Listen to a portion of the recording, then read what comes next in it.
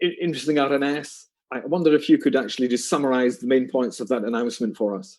It's a very interesting announcement for us because it really, as we said in the scoping study, the mine access, i.e. how do we get from the surface down to the mining horizon, is one of the biggest capital items typically for potash projects globally.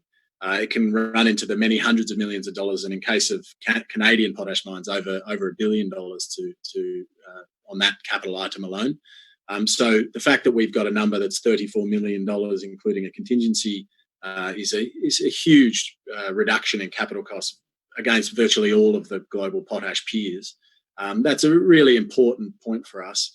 We're saving nearly $1 billion on that capital item alone. I think the other important thing about the announcement was the number coming in at $34 million in a feasibility study is actually a slight reduction from our scoping study number, which is pretty rare. Mostly it's one-way traffic from scoping study to feasibility study.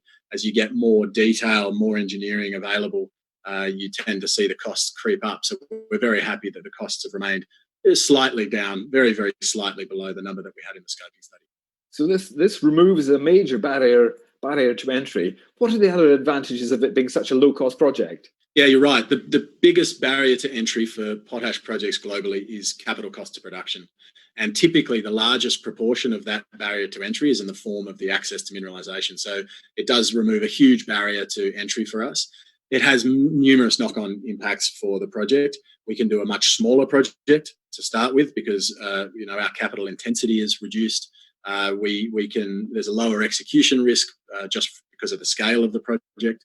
We potentially have less sales and marketing risk. It's much more easy to finance because the capital cost is so much lower that we have to amortize. So there's just an array of benefits from having much lower capital cost that really make this project an absolute standout.